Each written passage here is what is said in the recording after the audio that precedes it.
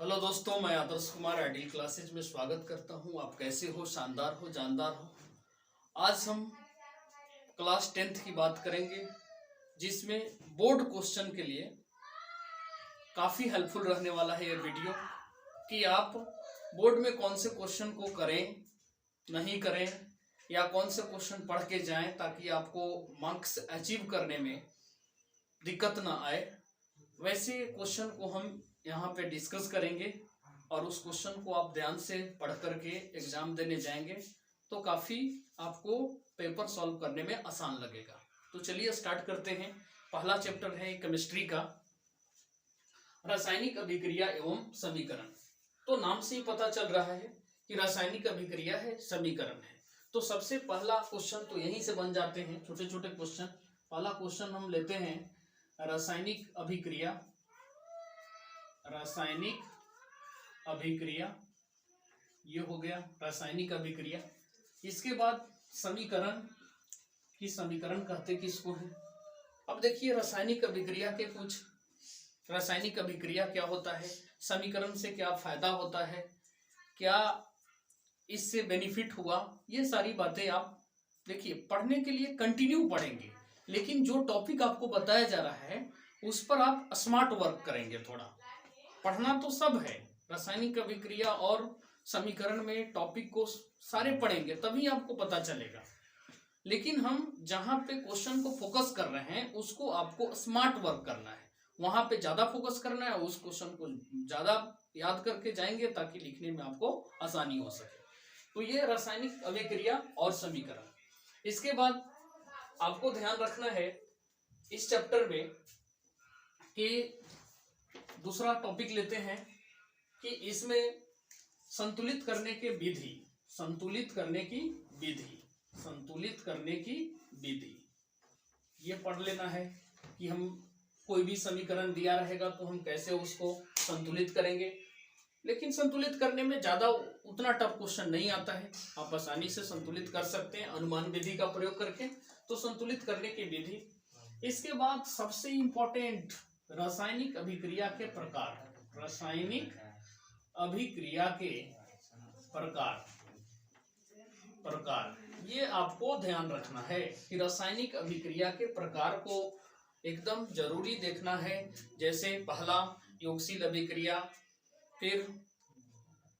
फिर आपको ध्यान रखना है एकल विस्थापन अभिक्रिया, द्विविस्थापन अभिक्रिया, उदासीनीकरण अभिक्रिया, प्रकाश अभिक्रिया, ऊष्मीय अपघटन अभिक्रिया, अपघटन अभिक्रिया, ये आपको ध्यान रखना है। इसके बाद इसमें इंपॉर्टेंट है क्या, दहन और ज्वाला, दहन और ज्वाला, दहन और ज्वाला, दहन क्या है और ज्वाला क्या है।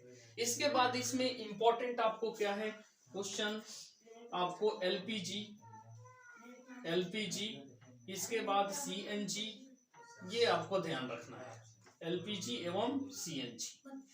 तो ये आपको रासायनिक अभिक्रिया और समीकरण क्या है, संतुलित करने की विधि, रासायनिक अभिक्रिया के प्रकार, दहन और ज्वाला, एलपीजी और सीएनजी। चलिए हम एक करके आपको बता रहे हैं कि रासायनिक अभिक्रिया क्या है।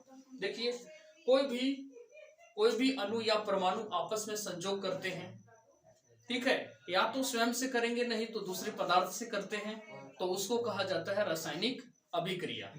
मतलब जब दो या दो से अधिक पदार्थ आपस में संयोग करके एक नए पदार्थ का निर्माण करते हैं तो उसे कहते हैं रासायनिक अभिक्रिया। और जब इस अभिक्रिया को बनाते हैं तो इस अभिक्रिया में भाग लेने वाले पदार्थ को अभिकारक कहा जाता है, और जो प्रतिफल बनते हैं, जो नए एक पदार्थ बनता है उसको प्रतिफल कहा जाता है। जैसे आप C+O2 ले लीजिए, ये क्या बनाएगा CO2, ये क्या कहलाएगा प्रतिफल कहलाएगा, ये क्या कहलाएगा प्रतिफल, और ये क्या कहेंगे अभिकारक कहेंगे। तो आई होप रासायनिक अभिक्रिया आपको पता चल गया होगा कि जब दो या दो से अधिक पदार्थ आपस में संयोग करते हैं तो एक नए पदार्थ का निर्माण करते हैं, उसे रासायनिक अभिक्रिया कहा जाता है। अब जरा देखिए समीकरण, रासायनिक समीकरण क्या है। जब रासायनिक अभिक्रिया को संकेत व सूत्रों में व्यक्त कर देते हैं, ये देखिए सूत्र है आपका और ये क्या है संकेत है। तो जब संकेतों और सूत्रों में व्यक्त कर दिया जाता है तो इसको कहते हैं क्या? रासायनिक समीकरण। रासायनिक समीकरण। अब है रासायनिक समीकरण को संतुलित करने की विधि अनुमान विधि से किया जाता है। इसके बाद ऑक्सीकरण विधि का प्रयोग किया जाता है। तो 10th में आपको अनुमान विधि से ही कोई भी समीकरण को क्या करना है? संतुलित करना है। जैसे आपको दे दे क्वेश्चन ऐसे SO2 प्लस O2 एरो के बाद SO3 दे दे, तो आपको क्या करना है? यहाँ 2 से गुना कर देना है, यहाँ 3 से गुना कर देना है, तो ये क्या हो गया? आपका संतुलित हो गया। तो अनुमान से आप संतुलित कर देंगे। इसके बाद रासायनिक अभिक्रिया। रासायनिक अभिक्रिया के आपको ध्यान रखना है कौन कौन से, ज्यादा इंपॉर्टेंट कौन है? तो सबसे इंपॉर्टेंट आपको विस्थापन अभिक्रिया, विस्थापन अभिक्रिया। इसके बाद द्विविस्थापन अभिक्रिया, द्विविस्थापन अभिक्रिया, ये ध्यान रखेंगे। इसके बाद आपको उदासीनीकरण अभिक्रिया, उदासीनीकरण अभिक्रिया ध्यान रखना है ये। और चौथा में आपको ध्यान रखिए अपघटन अभिक्रिया, अपघटन अभिक्रिया। और पांचवा है योगशील अभिक्रिया, योगशील अभिक्रिया, ये आपको ध्यान रखना है। और इसमें रेडॉक्स अभिक्रिया, रेडॉक्स अभिक्रिया, रेडॉक्स अभिक्रिया। रेडॉक्स अभिक्रिया में 2 चीज आपको सबसे इंपॉर्टेंट है, ऑक्सीकरण, ऑक्सीकरण और अवकरण, ये आपको ध्यान रखना है कि ऑक्सीकरण क्या है और अवकरण क्या है।